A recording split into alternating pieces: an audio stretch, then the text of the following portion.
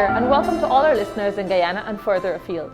Thank you for tuning in and joining us for what has been an amazing year as we mark the 1-year anniversary for the Women Empowerment Program on Edu FM, 99.7 FM and 99.9 FM.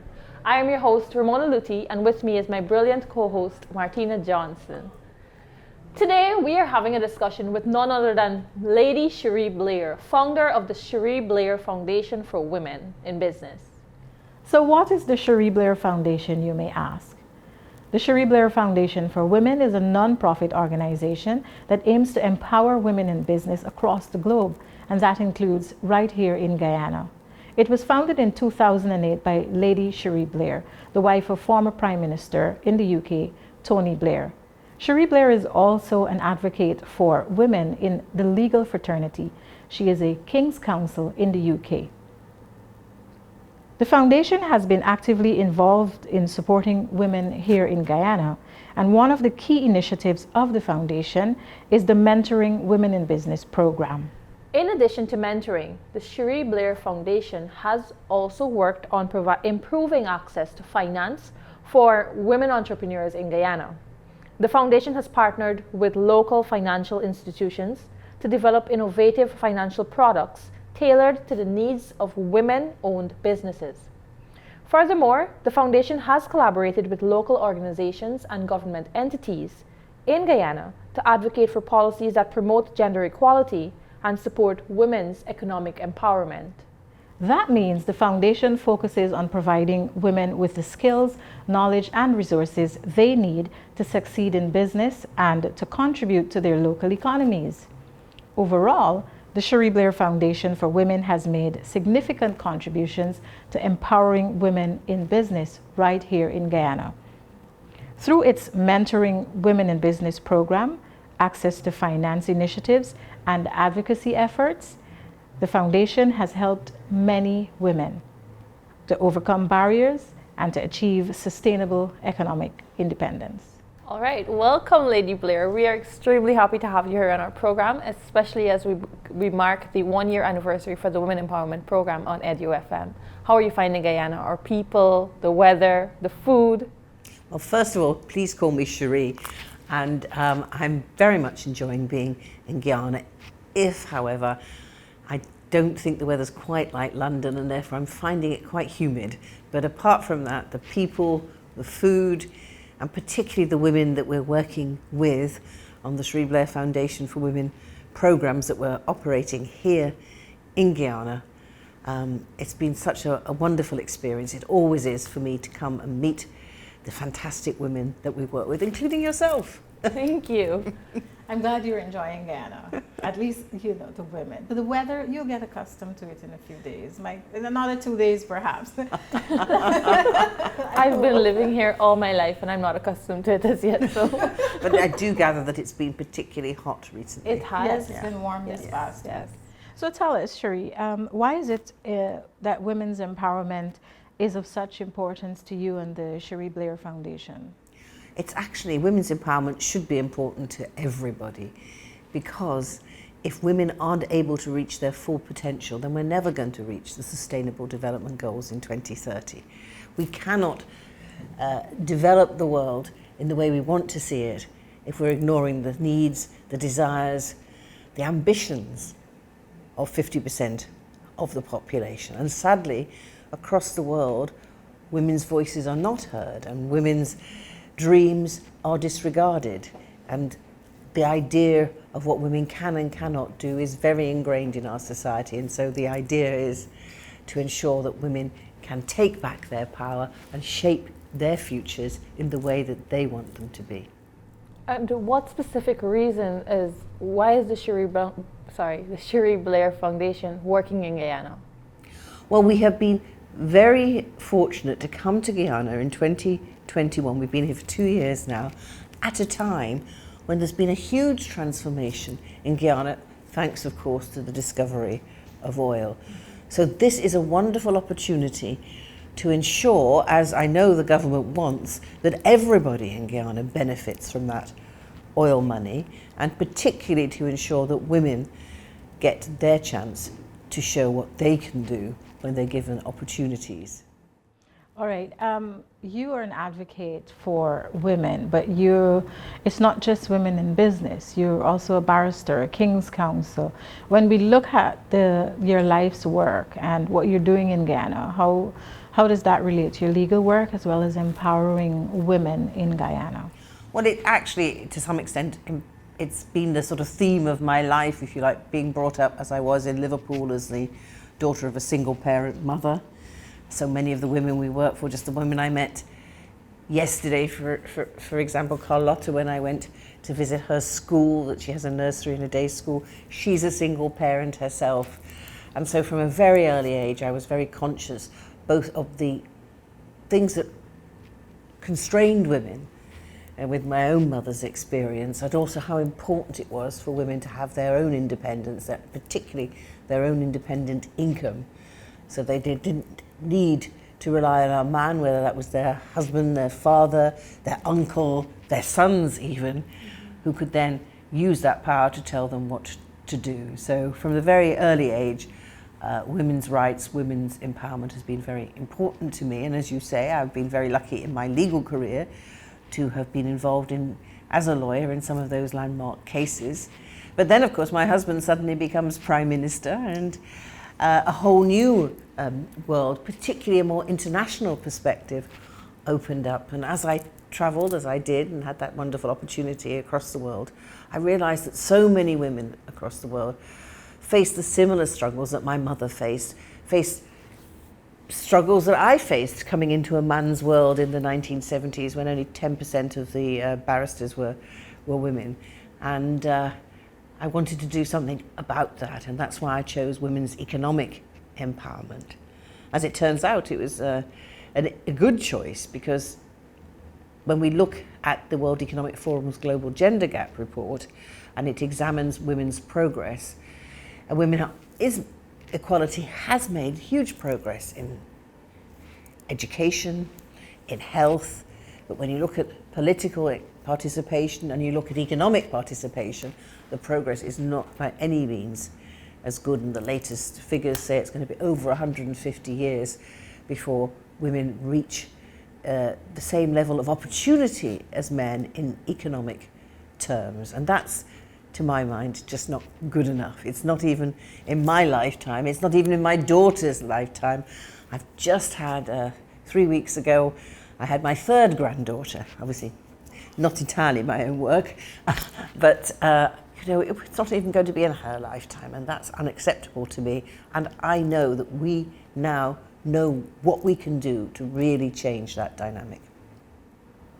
So from what you've said, it gives the impression that that's part of the impact that you want to have. But let's speak about the impact on women in business and entrepreneurs in Guyana. What sort of impact do you hope to get or to make on women entrepreneurs here in Guyana? Well, I think the first thing to be said is that what I have found time and time again, it's not about the impact that I make, it's the impact that they make. The foundations are the enablers for the women to be able to pursue their dreams.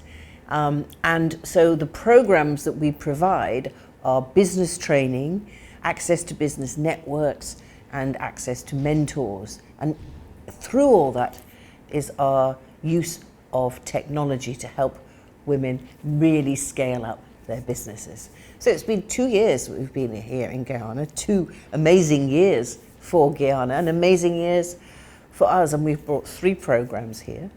We've brought our Her Venture app, which I'm proud to say is being used as we speak by 1 in 25 women here in this country, not just here in Georgetown, not just in regions 5 and 6, but actually in every single region. Now we want to do more. We certainly want to do more about the women in the hinterlands, and part of that is obviously dependent on access to electricity, access to internet. Yeah. But those things I know the government are working on. We are also hoping to contribute to that. But to meet, as I have done, a number of women, many of whom have used the Her Venture app as the first time that they get business skills training, and to see what they have done with that knowledge is so inspiring to me.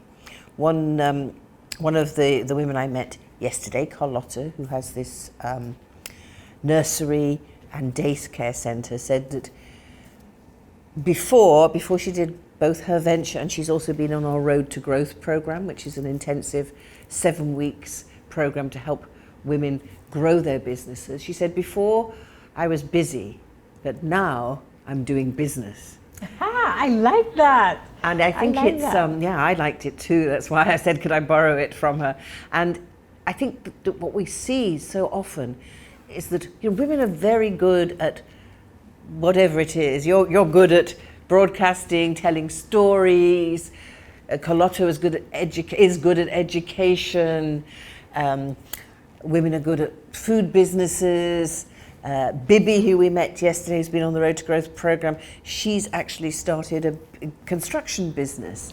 Wow. And you may know what to do, but you don't always know how to turn that into business, because business skills is a separate skill. And often, even if you have had training, some of the women we work with are doctors or even lawyers, and if you have had training, they don't necessarily train you in how to run a business. Also, the training assumes you'll be in someone else's business. Yes, it's true. This is a way of saying, well, now I've got these skills, how do I make them work for me in my own business? And that's about things like understanding that the business money is money for the business, and it's not money for you to pay, you know, an urgent personal bill that comes in. Because if you start mingling your money like that, you don't have the discipline to try and work out exactly what your business is achieving. And that's what the kinds of messages that we're trying to achieve with our programs. And if you do Road to Growth, last night we graduated 131 women who've been on the Road to Growth program, a 7-week program. That's our biggest cohort yet. And that means that, again, they told me all sorts of stories about the different businesses that they were doing, and how that idea of how to organize their businesses in a way, whether it's registering, because so many women's businesses are informal, and if your business is informal, it doesn't count in the government statistics. There are all sorts of offers and opportunities that are not available to you, so helping women to understand why you should register, helping women to understand how you manage your finances, how you ask for financial support. Many of the women who graduated are already saying to me they want to go on our, if you like, next course, which is called Road to Finance. And that involves an in-depth look at how you manage your finances, with a particular emphasis on how you do that so that you can obtain either loans from banks or from investors, depending on what level you are at. And that is very popular, because at the end of that 7-week program we have a pitch. We teach how to pitch, and then several banks who have been engaged with us come, and many of the women have found after that they are actually getting finance. In fact, one woman told me yesterday that after she'd done her training, she'd asked already for a loan at the bank and hadn't been successful. She went back and she made her pitch, and the person said to her, "Somebody been telling you what to say?" And they'd offered her, I think it was 9% interest, and she said, "No, I want 5%," and they settled on 6%. Wow. And that was because she realized, I can do, you know, and she can actually negotiate. That she could actually negotiate. Now, these are obviously just examples of individuals, but in the end, growth comes from the activities of individuals. So you mentioned a lot of the programs and initiatives, and these are all very impressive. But how does your foundation measure the impact it has, not just in Guyana, but internationally? Well, you're absolutely right. This is something, if you like, when I first set up the foundation, again, it's like setting up a business. I know lots of things, but I don't necessarily know how to do that, and that's why I'm very lucky. You know, I don't run the foundation. I have properly professional team of 25 who do the day work, and they know very well, as they tell me, that, you know, we have to actually have complete information and learning about what succeeds and what doesn't. So we do absolutely have a monitoring and evaluation and learning part of our foundation, which looks into what we're achieving, what impact it has on the women, you know, how many of them have increased their business, how many have increased their customers, how many of them have increased their employees. Then we also try and measure things like confidence, which is a bit more difficult, but we do that by taking surveys. And over the last 12, 15 years that we've been working, we've reached 230,000 women. And in the course of that, we have gathered a lot of information about what does work for women and what doesn't work. And so now, as part of our strategy going forward as a foundation ourselves to 2030, when we hope to reach 1 million women, not just on our own, but in cooperation with so many other like-minded organizations, including the organizations we work here with in Guyana, like Action Invest Caribbean, like GTT, the telecom communication company, who suggested to us we add a new course to her venture app, which is all about mobile money, which we hadn't done before. It's the first time we've launched it. It's been very successful here in Guyana, so we have developed our business as a result of that. As banks that I've mentioned, who have come in and been able to inform the kind of things that we're helping our women put together, the answers that enable them to negotiate a better rate of interest because their business is worth it. So we do a lot of monitoring and evaluation, and we have lots of statistics about the success of the program. One of the programs that has particularly good figures, I think 100% satisfaction rate, in fact, is the Mentoring Women in Business program, which is the other program that, of course, we have here in Guyana, and is the program in which I know you're participating. So yes, I have a mentor, and that's Laura Finance from Mexico.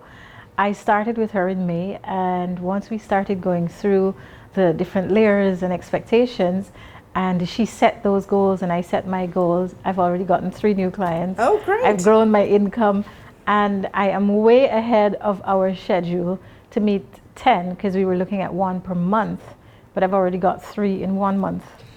So we may finish before next year, May, and no, there'll be something. But this is we my have point. new things that we are going to be doing within, because we've already. This is about you. This Yes. isn't about anything else, but other than what you can do if you are given the tools to enable you to fly, and that's what it is all 3 about. in a Because month. in the end, you know more about your business than anybody else, but you may not be able to.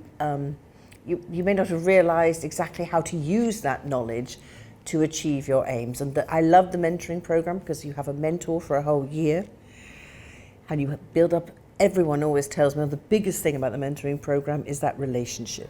Yeah. The relationship, you have a friend for life. The mentors get so much out of it too. They tell us time and time again that they've learned what they learn about themselves, the sense of pride they have in what the women that they are walking beside on the journey, because our mentors are not there to tell you what to do.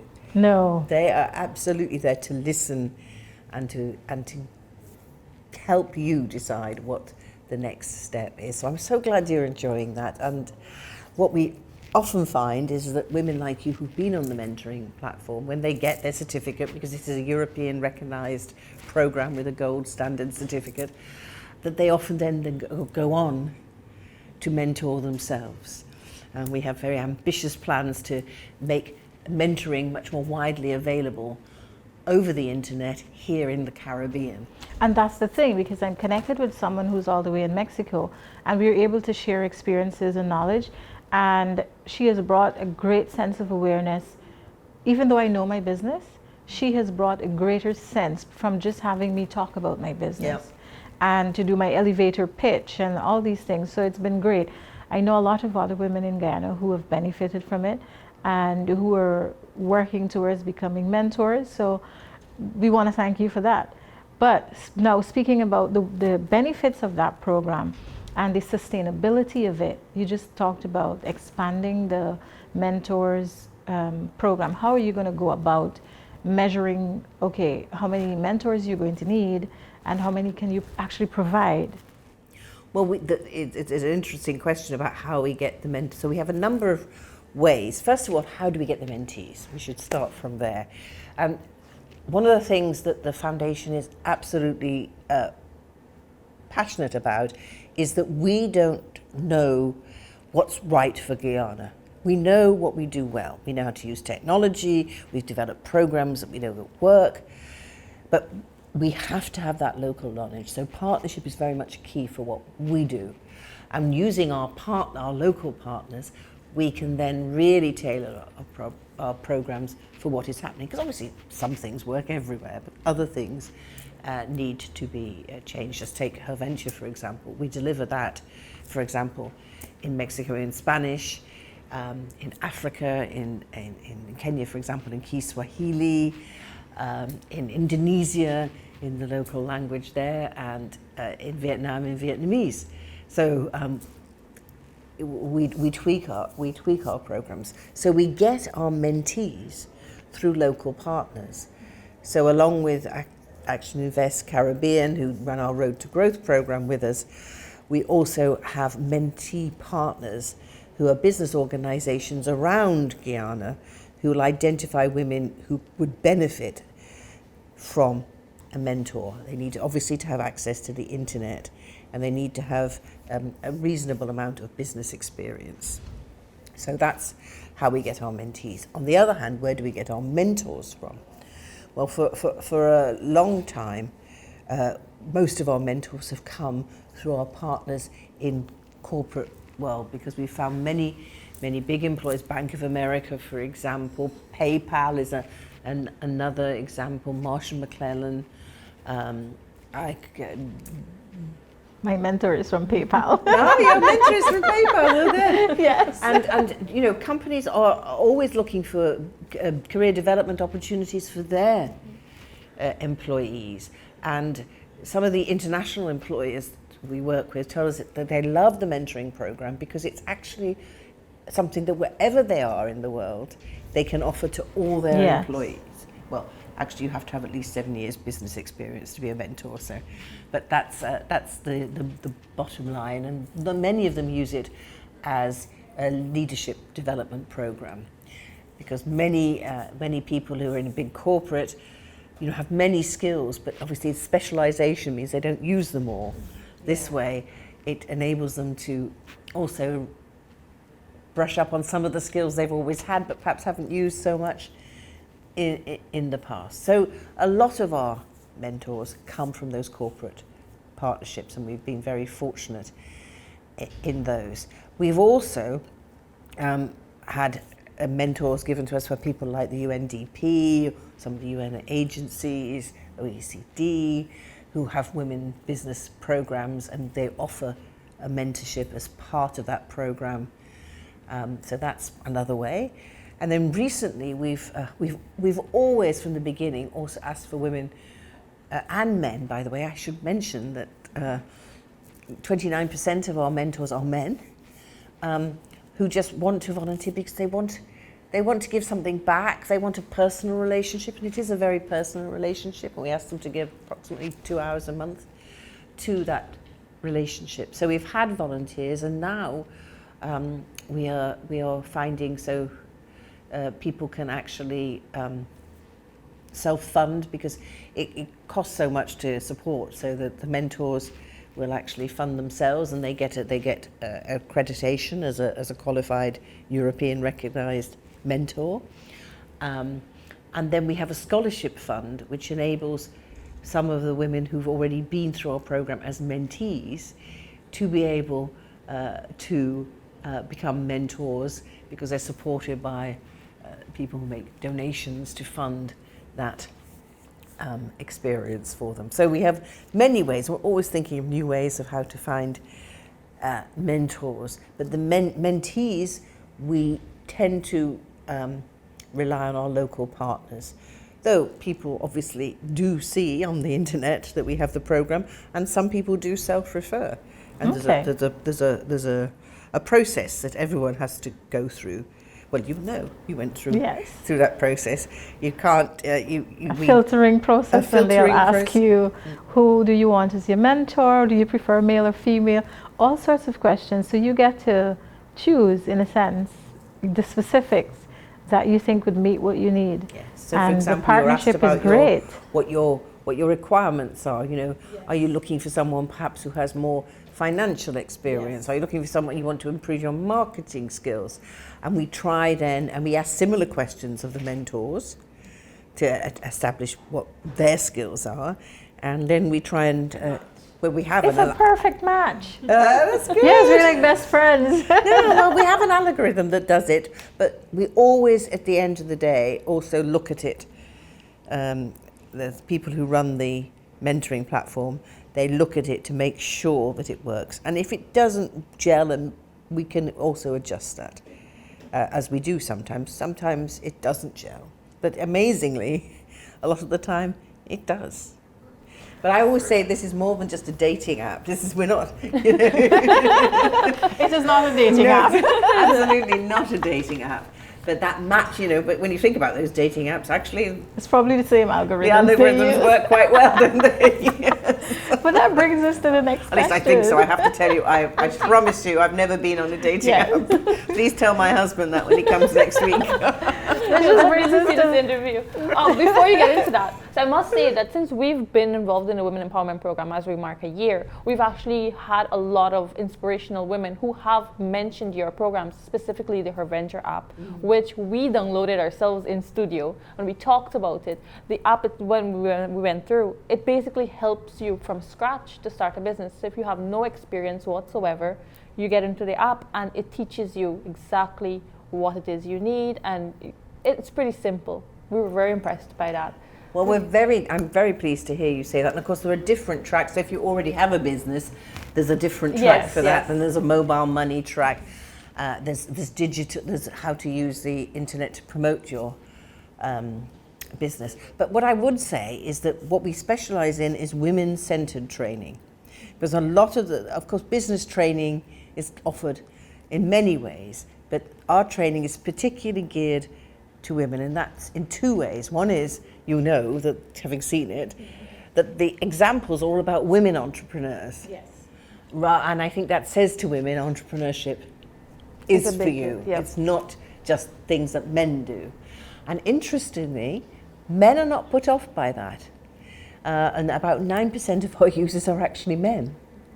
But women are often put off by seeing something which seems to be all about what men are doing. So it's very important, I think, to target women in that way, and that's very important. And the second thing, I think, that whether it's Her Venture or the Road to Growth or the Road to Leadership or the mentoring program is to very much recognize that this is about women, and it's about how women live their lives and particular issues that are important to women, and some of them, they're universal.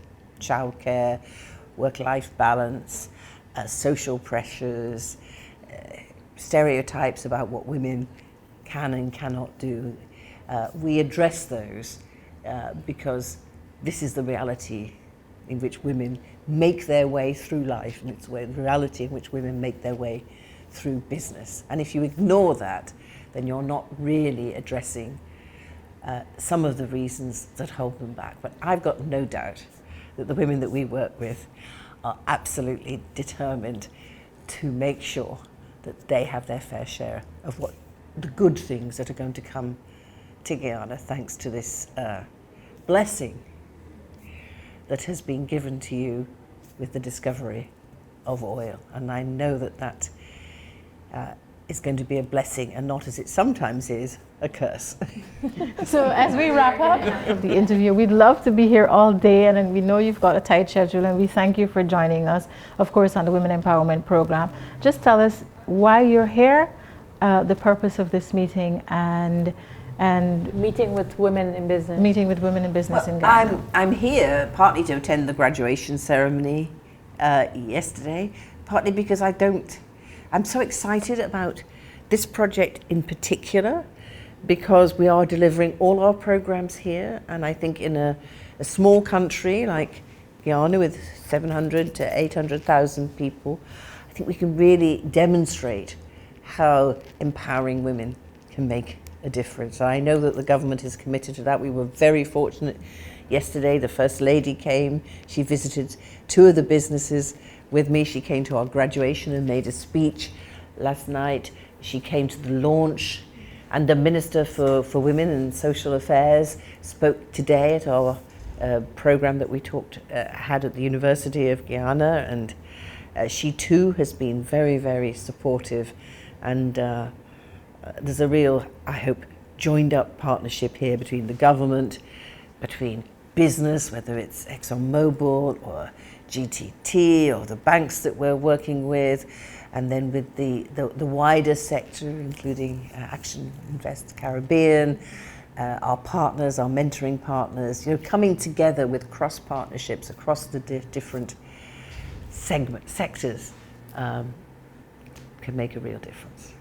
Well, we want to thank you for staying tuned to the Women Empowerment Program here on 99.7 FM and 99.9 FM. Our guest, Mrs. Cherie Blair, an advocate for women, and yes, she is the wife of former Prime Minister Tony Blair. We want to thank you so much for entertaining us, for educating us, for helping to elevate us with all the information that you shared here, and thank you for making Guyana part of your initiative, the Cherie Blair Foundation for Women Entrepreneurs. Thank you. Thank you very much. This is a campaign for women, by women, and together we'll conquer the world. Thank you. Thank you. Thank you very much.